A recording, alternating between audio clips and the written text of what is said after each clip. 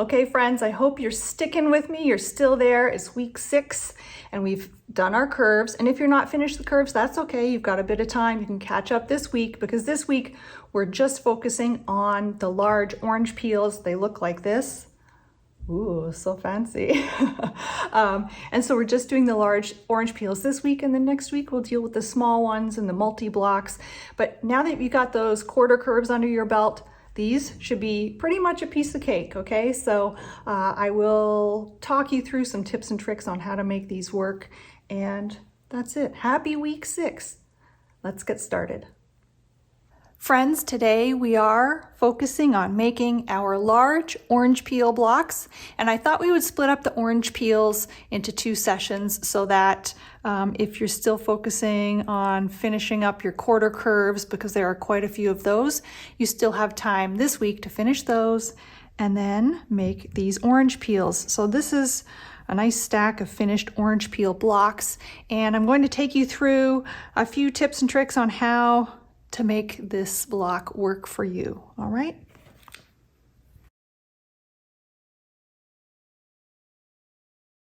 So just like we did with our quarter curves, we are doing the same process with these orange peels, but rather than just adding one of these to our centerpiece, we have to add one on each side. And honestly, you do it the same way as you did with the quarter curve, okay? So you can take this first piece and either pin baste or glue baste it. The goal here is to have this flat end match up against here, right? To go all the way to the edge, not past right here. If it does go a little bit further, like if you're glue basting and it goes a little bit further, you'll trim it before you add on the other half. So let's just do this really quickly. We're going to do a little glue baste here. I got my glue stick. I like using the glue because it keeps everything nice and accurate. And I do a whole stack of these and then take them to my machine to sew. Okay. But today also I am going to show you how I iron these, just so that you get an idea of how to reduce any sort of distortion that might happen. Okay, so see, this little tail is sticking out a little bit past there, so I will trim it before I add the next side after I've sewn it.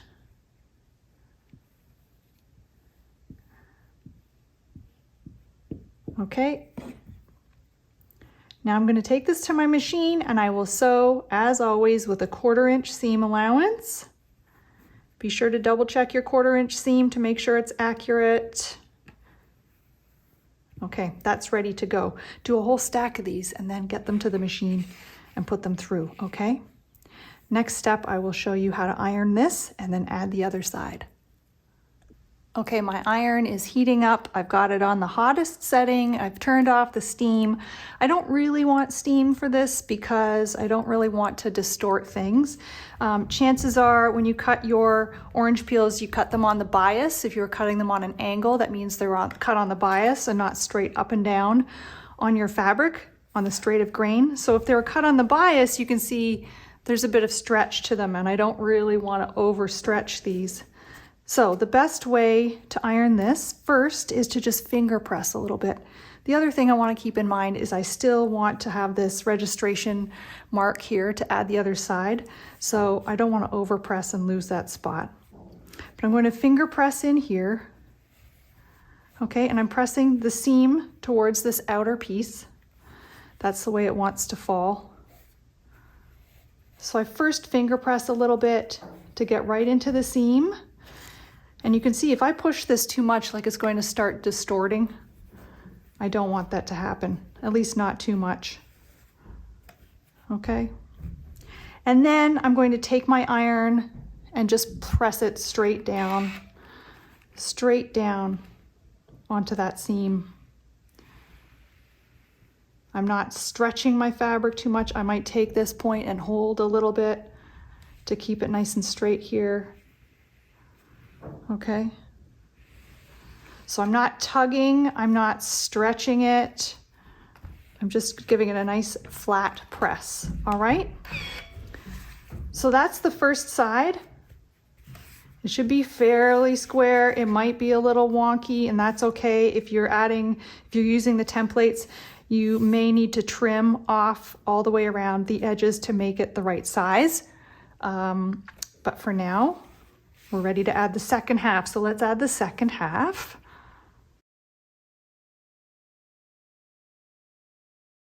So before I add the second piece here, I want to make sure that I trim off. If there's any overage here, you trim that off. You can do it with a rotary cutter or scissors. I'm eyeballing it. I'm feeling a little wacky. That one is lined up nicely. Okay, so I'm trimming off any little, what would be considered dog ears for this block. All right, and then I've still got the crease there in the center, and I'm going to line this piece up just like we did with the other one. And again, I want to make sure that these points are lined up nicely here, like so, okay? And again, I'm going to use my pin.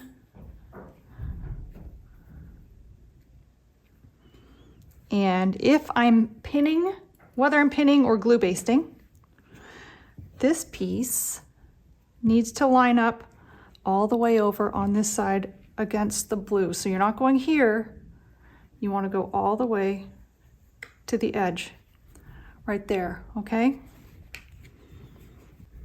So I'll put a pin in there. Just for fun, I'm going to pin baste this one instead of glue basting, even though I prefer glue basting. And then this one, I'll put this end piece here, line that up, and then add my pins along the way.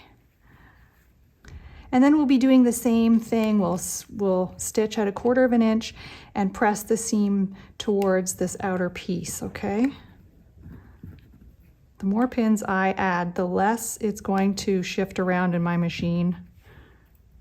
All right, so get your pins in or use your glue, get the other side basted on, and stitch it up, and then we will iron it and trim it.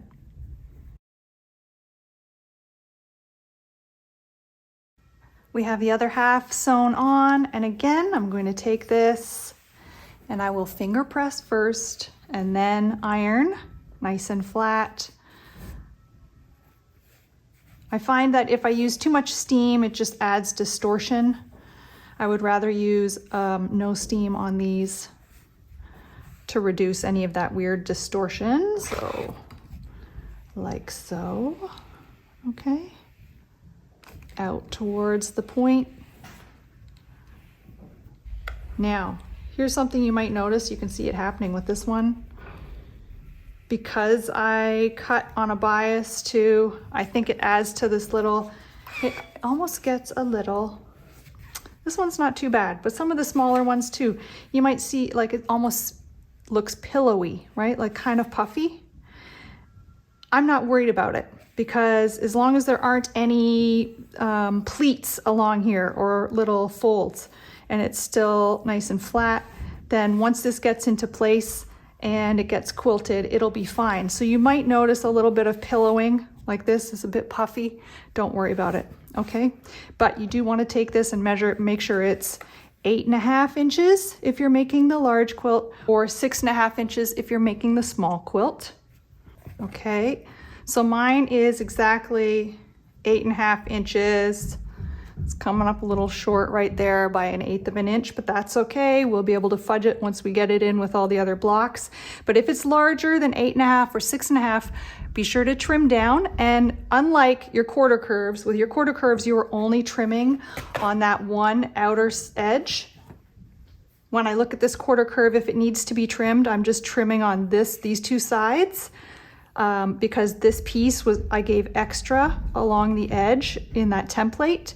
But for the orange peels, because you've got two of these pieces, you can trim all the way around to make it the right size, okay? So you'd be trimming down to 8.5, and you would be using the center of your orange peel to figure out how to keep it nice and centered. So the best way to do that would be, again, to use this fold that you already made. There's a 45-degree angle, and then you can go point to point, finger press a little bit, and then you'll get the center And that way you know where to line up your 45-degree angle on your ruler to trim down. Okay? That's it. Those are the orange peels. They're not too hard. Now that you've mastered the quarter curves, the orange peels should be pretty straightforward. Hopefully everyone does okay. If you've got questions, be sure to post them in the comments. And then next week we'll deal with the little teeny tiny orange peels and putting our blocks together that have 4 units. All right, we're so close. Hang in there. Let's keep going.